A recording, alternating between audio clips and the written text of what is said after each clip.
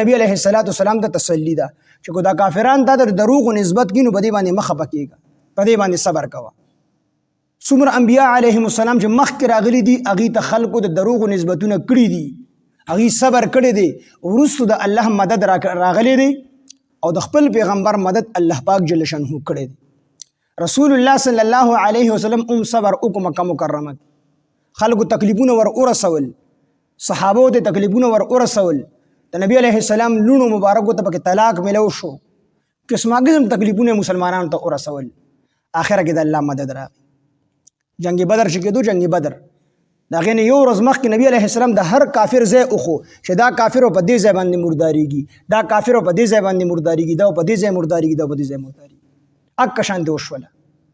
جنگ بدر کې ابو جهل چې کوم غټ غټ سرداران هغه چې کوم دي مردار کړ. الله د خپل پیغمبر مدد وکړو، 313 کسان او زر کسان الله ورله فتح او کامیابی ورکړله. بیا نبی علیه السلام تر 3 ورځو پورې په جنگ بدر کې موجود و، په دغه میدان کې موجود، د بدر میدان چې کوم دی. 3 ورځې پس دغه کافران یې چې کوم دی کوی ته ورته وکړل، د دوی وجودونه غټ غټو په کوی کې نه تللو، نو لاسونه یې کټ کړل، نو بیا په کوی کې ور وغورځول.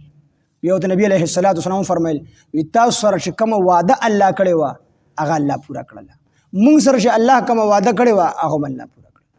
حضرت عمر رضی الله عنه د الله پیغمبر دا خو دی خو نه اوري، تاسو مړو سره خبرې کوئ.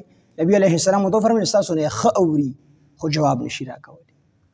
نو د خپل پیغمبر مدد دا بیا الله پاک کی د مخکې پیغمبرانو هم کړی دی، د نبی علیه السلام مدد هم الله پاک کړی دی. یعنی د الله د قانون، الله چې کوم قانون جوړ کړی دی د هغې هېڅ څوک بدلونکي نشته دی. چې تا ته به تکلیف در رسي ته به صبر کوې، وروستو به الله جل شانه ستا بیا مدد کوي. پیغمبرانو خبرونه تا ته راغلي دي چې کوم کوم پیغمبر سره کمې کمې وعدې شوي دي هغه الله پوره کړي، تا سره چې کمې وعدې شوي دي به هم الله پوره کوي. هغې ته څومره تکلیفونه رسېدلي دي هغې صبر کړی دی، الله بیا وروستو د هغې مدد کړی دی.